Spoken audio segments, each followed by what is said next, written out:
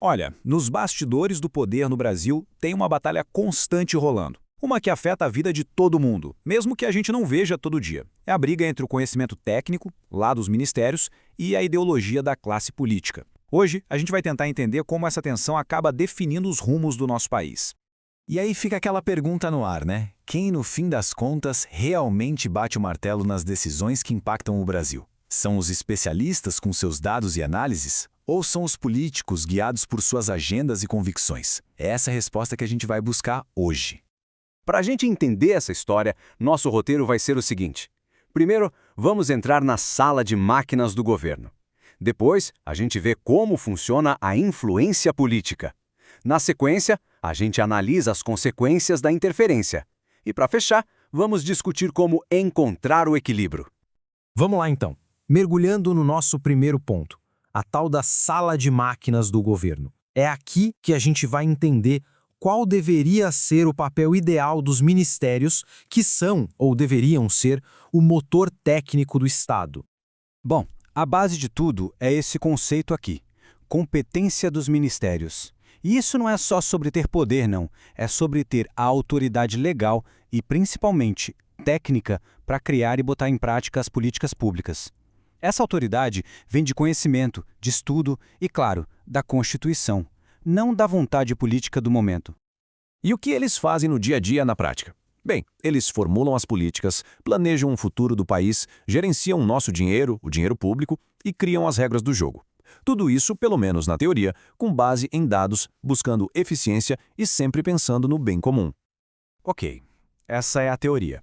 Agora a gente entra na segunda parte, onde a coisa começa a esquentar, a influência política. É exatamente aqui que o conflito central da nossa análise aparece, a pressão enorme que o presidente e outros políticos exercem sobre esses órgãos que deveriam ser puramente técnicos. E esse quadro aqui, olha, ele deixa tudo muito claro. De um lado, você tem a decisão técnica. Ela é baseada em quê? Em dados, em evidências, o foco é na eficiência, no interesse de todo mundo, o objetivo é o desenvolvimento do país a longo prazo. Do outro lado, a decisão ideológica. A base dela são as agendas dos partidos. O foco, muitas vezes, é servir a grupos de apoio político. E o objetivo é cumprir uma agenda ideológica. São literalmente dois mundos diferentes. E essa citação nossa, ela é cirúrgica, resume o problema perfeitamente.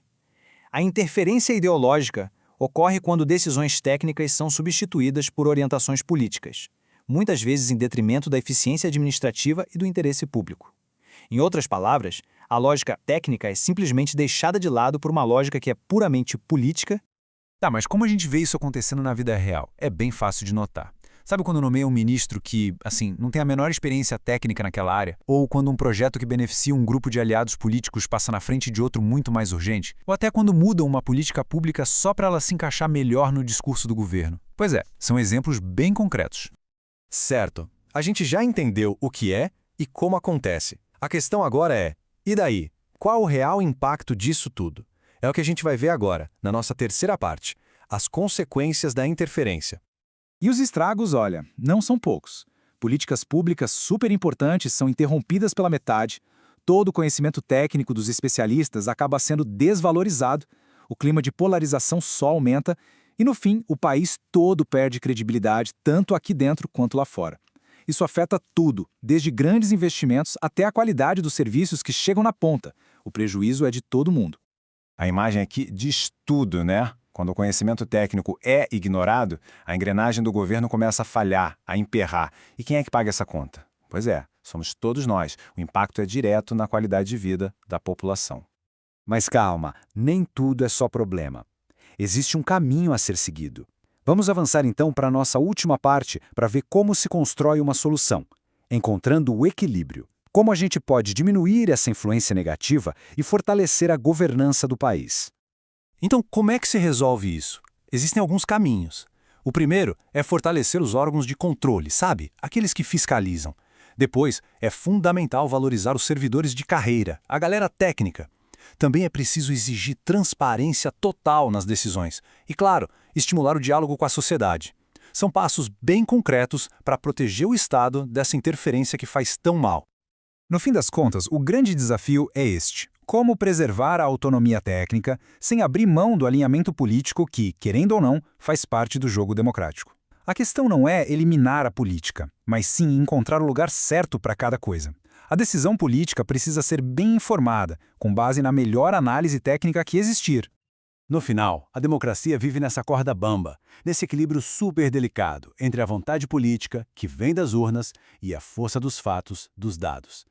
A grande pergunta, que não tem uma resposta pronta, é: onde exatamente a gente traça essa linha? Como a gente garante que o nosso futuro seja construído com base em decisões que sejam, ao mesmo tempo, democráticas e inteligentes? Fica aí a reflexão.